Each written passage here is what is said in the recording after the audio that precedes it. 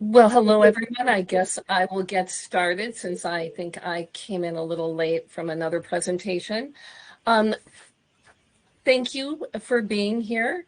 Uh, Andrea, I'm going to turn to you.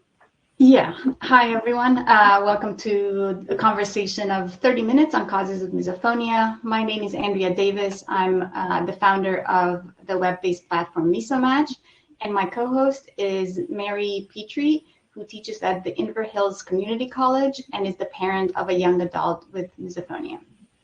Mary? Yeah, thank you. And thanks everyone for being here today. We're going to have hopefully a free-floating conversation about causes of misophonia, starting with a very short presentation or 5-minute discussion about the general causes with our guest panelists. And I am going to begin by introducing them. We have Dr. Sukhbinder Kumar, Research Assistant Professor of Neurosurgery at the University of Iowa.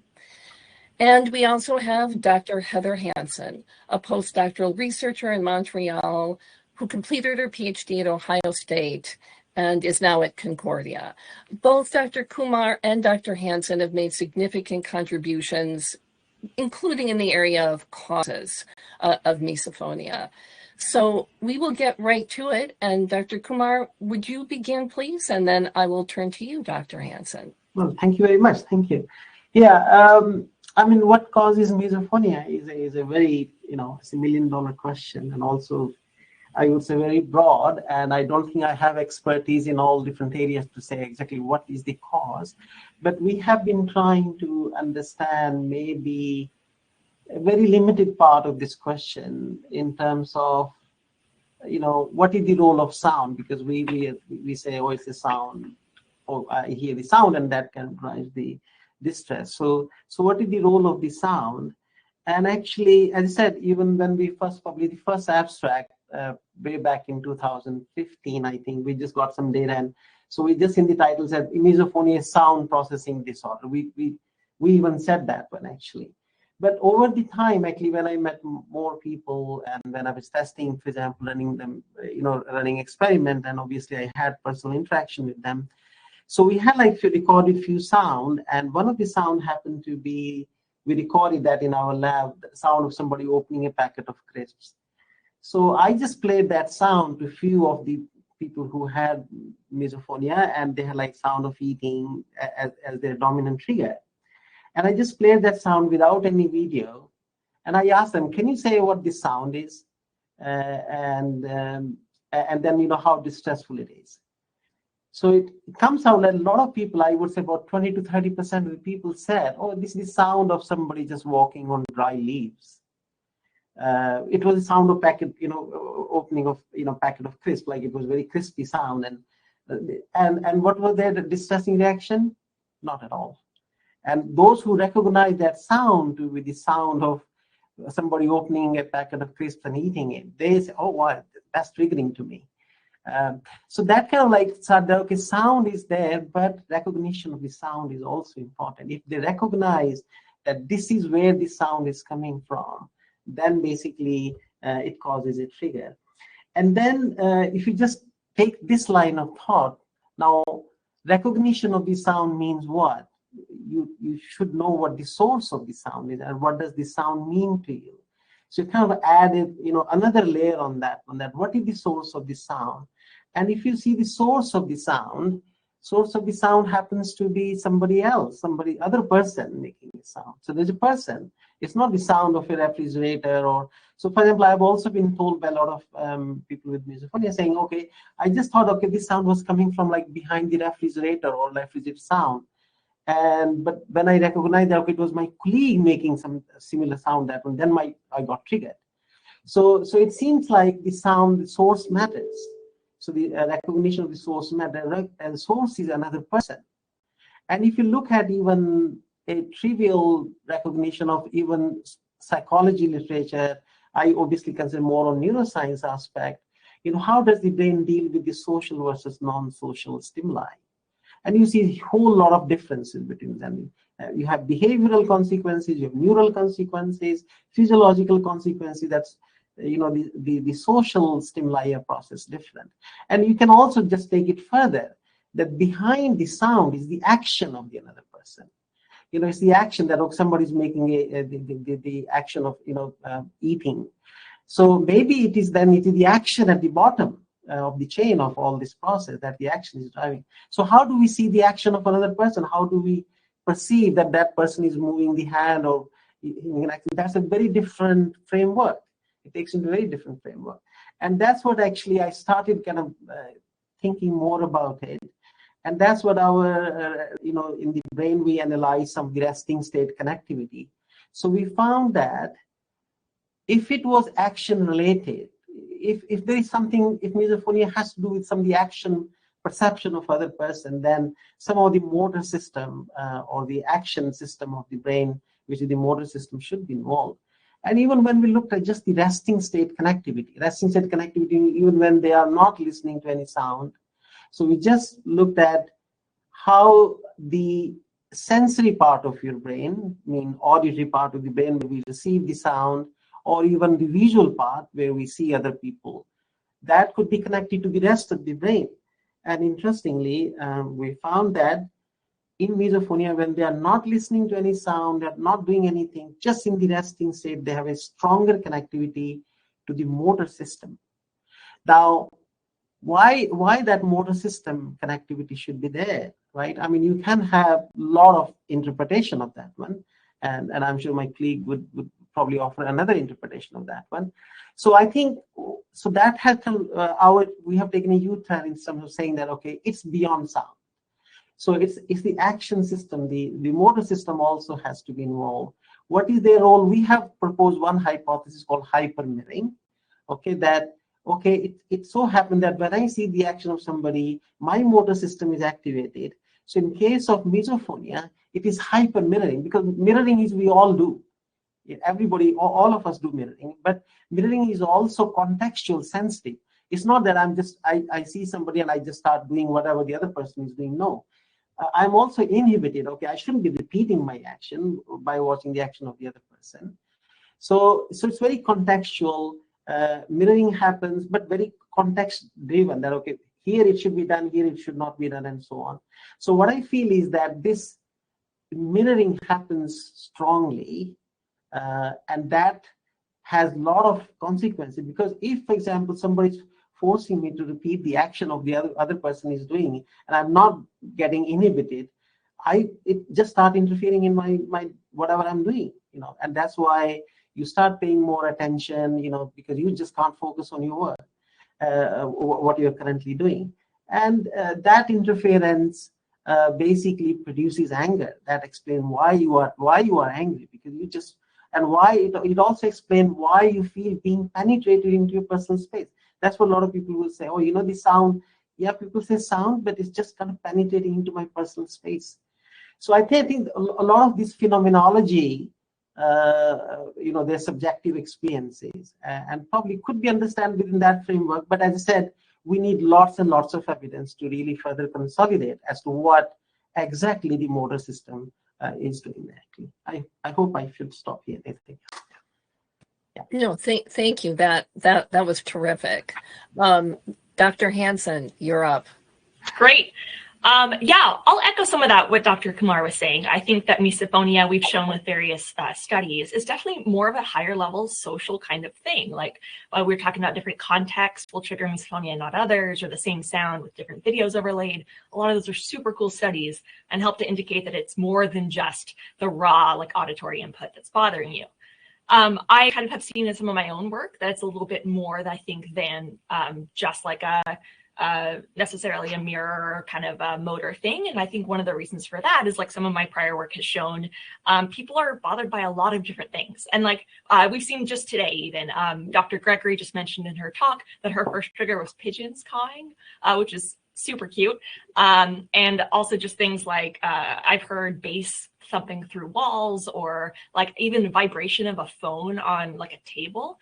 There are different kind of repetitive sounds that don't always involve another person or movement in my experience. And so there's definitely more to the story or kind of other things to consider in addition to those components to best like understand the cause of misophonia.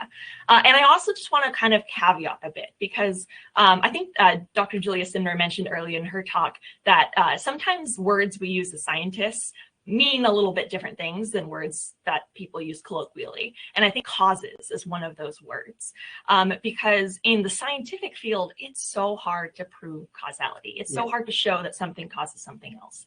And so I think that before we can even make those claims with misophonia, there are a couple different types of studies that need to happen. So I don't think we're there yet. So we're going to mostly, I think, speculate kind of in this panel today.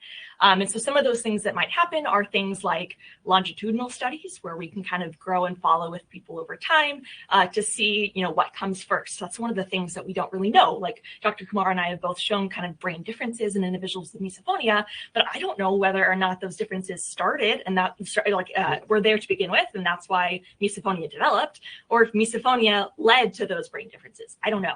And the only way that we're really going to kind of answer those questions might be things like scanning a child when they're younger and following them over time and giving them surveys and kind of seeing what comes first, what connections might lead to the development of misophonia or vice versa. So without those types of studies, it's hard to prove or say causality right away. And some other cool things that might happen, there is some neat tactics in neuroscience, like for instance, transcranial magnetic stimulation or TMS, where you can kind of knock out or make a part of the brain be inactive for a bit. And so potentially we have found some cool sources of that show differences in misophonia in the brain. For instance, like the insula is a region that we talk about a lot as being different in misophonia. And so there might be some cool studies where we look at what happens if you either knock out the insula or look at patients that might have insular lesions or things like that. So we can kind of say, all right, if this region is off the table, then what happens? And we can kind of make more of a point about what that region is doing. So definitely some stuff to look forward to on the horizon. Everybody cross fingers for grant money that allows us to do these kind of complicated studies. But all of that to say, I think that there is some cool evidence so far that is suggesting that misophonia is more than just a thing in your head. Dr. Kumar and I have both shown some neural differences in misophonia, just to kind of indicate that there is something there's something different. And I don't know why, but there's something different in the brain, which is cool. So we have some questions in the chat, and on that topic of differences in the brain, there's a question about whether there is a role of neuronal entrainment, and if you can comment on that. Neuronal entrainment. So entrainment to what? So entrainment to sound or entrainment to what? Sorry, can you more specific? Yeah, so neural entrainment, I think, obviously the sound, even if you look at the auditory part of the brain, you will see that, every time, for example, you just imagine the sound of somebody eating. Okay, you have like eating sound, and then there's a bit of a gap, and then there's sound again, eating, sound again, and then so on, it goes on. And you can see that for every burst of your eating, you will see in the auditory part, there will be like activity going up, down, up and down as we, So that entrainment would happen in the auditory cortex, but that entrainment would not happen in the insula. So the insula, you can just imagine auditory cortex is sitting at the kind of lower level of the hierarchy, if you want to call it. And then you have auditory, like primary part, which kind of just get the raw auditory information. Then there's a second part, which kind of makes a little bit more, try to interpret it more a little bit, and doesn't kind of goes every up and down in the sound volume. It is there. It doesn't kind of go up like that one. But then you kind of go over to the higher part of the areas which are higher in the hierarchy. They are not concerned with moment by moment in the sound volume, but they are concerned in the overall meaning and what kind of distress, for example, it causes and so on. So yes, in the auditory part, there will be entrainment, but in the insula part, which is a very key part, which a lot of now studies have replicated that one, there the entrainment would not happen. I mean, the other part, entrainment, is possible, like just suggested with using maybe TMS, there is some rhythmic activity. You can stimulate your brain with some rhythm, and you can entrain, maybe even insula you can activate with a different rhythm. And certain rhythms are excitatory. So certain rhythms would excite your brain more, and certain rhythms are inhibitory, they would inhibit your brain. And if, for example, if insula we think is a key node, then maybe if we select that rhythm, which is inhibitory, that would silence the insula, and hopefully the kind of distress would go down with that one. Yeah. So these are kind of different meanings of entrainment. Yeah, and I'll just kind of add to that a little bit. Disclaimer, I had to look up the definition of this because I know I've read it or I've had it in classes, but just so we're all on the same page. This is the idea that your brainwaves are kind of synchronizing to repetitive periodic stimuli, right? And as Dr. Kumar was saying, that you could see that in kind of auditory cortex. I also will add, though, and one fascinating component of misophonia is not all sounds are rhythmic. Not all bothersome trigger sounds are necessarily repetitive in that way. And while some are, like they vary, and that's one of those things that I think would be a fascinating area to study. So although entrainment might be a path, it doesn't fully explain all of the possible symptoms or scenarios that we see. Great. Another question is, people are wondering if there's any data on people that are blind that have misophonia. I'm not aware of any. Do you know? No, I haven't actually. No, I haven't come across any data on that one yet. Sorry about that. Yeah, I mean, it'd be a cool thing to look at how this interacts with other sensory modalities and whatnot, but I'm not aware of any. Yeah. Next one is, can the memory of a sound and not the sound itself cause a misophonic reaction? Absolutely. I think in fact, actually, I would say, I mean, even if you ask a more philosophy, what is perception? Perception is all memory driven. All perceptions are based on your past experience, because that's how you interpret the current sound. If you want to interpret it, obviously you recall your past knowledge. Okay, how was this sound? What meaning it has, and so on. So all perception, not only in misophonia, all perceptions are memory based. They are based on your past experiences. But in case of misophonia, yes, the way you interpreted the sound previously, that really has a important consequence of how you are going to interpret it now. And so one of the study that we have just completed, data collection, is where we are asking some sort of like expectation related or belief related, what belief you have. So say, for example, if I can activate your memory that, okay, you are going to listen to a trigger sound, I just give you a cue, okay, just watch, a trigger sound is going to come up. So obviously it activates all your brain is already active, your physiological system is already active to deal with that upcoming sound. But if I say, okay, no, the sound is harmless, then obviously you are quiet, and so your interpretation, so all your memory and all your brain is active to really interpret what is coming and put it in the context of what has been activated. So yes, in short, it all depends on the previous experiences. Yeah, and as a practical point of that, I think we just saw in Dr. Jane Gregory's talk, it's kind of a therapeutic approach to think of like where you first saw that trigger and maybe try to kind of change or add that, okay, what if this had happened instead, or those types of things. So there's definitely a memory component to it. I'm not sure if I've seen direct study of that, but it's definitely something that should be studied, that's on the table. Chris is asking whether transcranial magnetic stimulation would be a possible avenue for treatment, or is it mostly just useful in research, as you mentioned?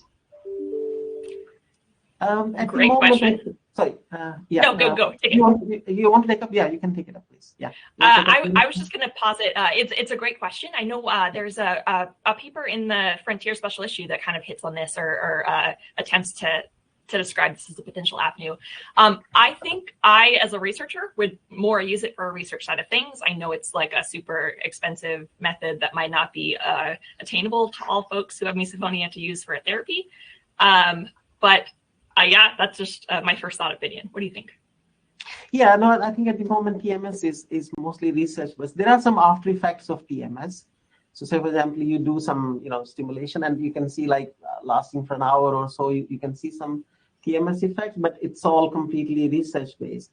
So one of the other limitation of TMS, I've said I'm not expert on TMS, but obviously we have a lab just down the floor. We do a lot of TMS studies there. I think one of the things is that insula being a little bit deeper structure, so the TMS directly cannot stimulate insula, but you can target other structure which may be connected to insula. So at least that's what I think TMS experts would tell, that targeting insula is a bit difficult with the TMS. So we are also doing another thing here using ultrasound actually for stimulation. The ultrasound has been used for pregnancy and kind of other thing. But we are also using, because they can be focused in a more narrow region. They can go deep down into the deep subcortical structures actually. So that could be another avenue actually, TMS. But as I said, they are all mostly research based, but they are not probably any like a cure on a permanent basis. Yeah. Can both of you comment on a possibility of a genetic form of misophonia? There are a couple of people who have mentioned in their family there seems to be multiple generations with misophonia. Do you want to take it, Hansen? Yeah. So I'm not a geneticist, but I have seen some of that come up in literature before. So whether it's a case study of a family with multiple cases in each generation, I think there was recently one of the speakers last Care Day spoke about a genetic study with the 23andMe gene, and I think it is definitely a potential avenue, but we are far away from saying that it is a genetic thing yet. So for instance, the 23andMe gene, I think they found, is specific to the question of like, does chewing sounds, are you aversive to chewing sounds or something, where it's like very particular to an aspect of misophonia, but not necessarily all encompassing. So I think that there is a potential link, but I also I'm unsure whether or not, again, the directionality, because it could be something like there is a genetic link and that's why you and your father both experienced misophonia, or it could be that you grew up in the same environment, in the same household, and maybe similar things both affected you. So I don't know what direction. I'm sure it's probably both. The answer is always both nature and nurture in all of these questions. But I don't have a specific scenario to describe the genetic cause of this. Yeah, no, very similar. My reply to this, I have no idea about genetics actually. Obviously, I have met a lot of people with misophonia who had misophonia running into families and so on. Yeah, but I mean, on a kind of thing, I kind of find it very difficult that, okay, we can find a very specific gene that is only for misophonia. So I think it would be very hard to find that. Okay, this gene is only causing misophonia, not. So I think it would be more generic. It would be like, it would have a general profile, it will change the behavioral profile. There will be like a more general, and then misophonia could be just one component of that. So I think looking for a specific gene would be slightly, I think it's probably difficult or impossible, but who knows? Yeah, so I think it's open. We're at about 6 minutes, FYI. Yeah, 5 more minutes or so, 5, 6. So there was also a comment, or I guess it's somewhat of a question about comorbidities with ASD and ADHD and the size of the insula, and how can people have comorbidities with misophonia when people with ADHD have been found to have smaller insula, whereas people with ASD have been found to have hypoactive insula. Yeah, no, I think so. Was the word like volume? Use it like higher volume or hyperactive? Sorry, what was the? Can you just repeat the question again? So when considering comorbidities, how can people have both misophonia and ASD or ADHD when people with ADHD have been found to have smaller insula and people with ASD have been found to have hypoactive insula? Okay, right, yeah. I mean, that is the other thing, and actually, when we write research paper, when we just assign one function to insula, okay, this insula, this is just doing that one, So I think it gets a little bit difficult, but obviously we use this language quite often. Oh, insula is in misophonia, but insula is a very broad region. It's quite a big region. So one thing is that whether the ADHD insula, part of the insula that is activated by ADHD or the other, or the OCD or other disorder is the same part as this one.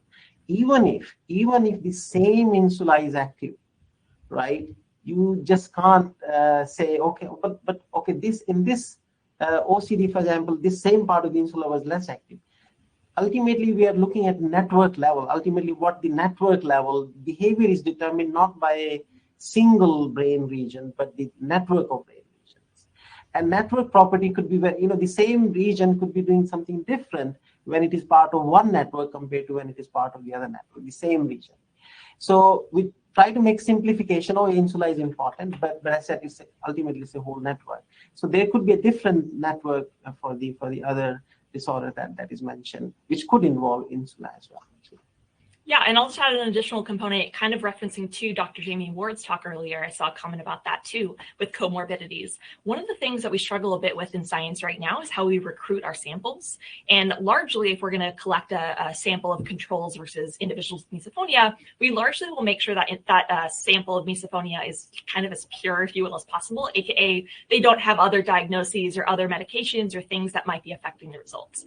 So largely, at least in my own work, our participants might not have diagnoses of ADHD or ASD. So we might be looking at a sample that doesn't have that overlap. And so what would be a cool next step is to sample a group of participants who do have those and maybe look at maybe the subset of folks who have misophonia and ASD or ADHD look a little different than the other samples who don't. That's a great point. So we only have 3 more minutes, so I'll do 2 more questions. Mary's asking, in an ideal world, what type of interdisciplinary collaboration would you bring together to study the causes of misophonia? Yeah. Do you want to take it? Yeah, no, my initial knee-jerk reaction is I love a developmental and neuroscience kind of collaboration. Yeah. I think folks who can study kids across time, would it be great to collaborate with that, as I was saying earlier, in order to kind of see longitudinally what's going on across time.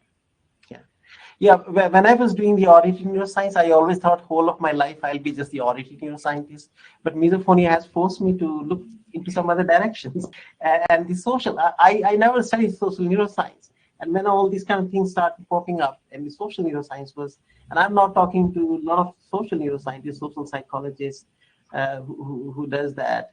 And yeah, so, I mean, my reach is only within the neuroscience framework, but within the neuroscience, I think auditory, perception and this social neuroscience and action, like people who are specializing in motor system, I think that collaboration would be the great actually for figuring it out.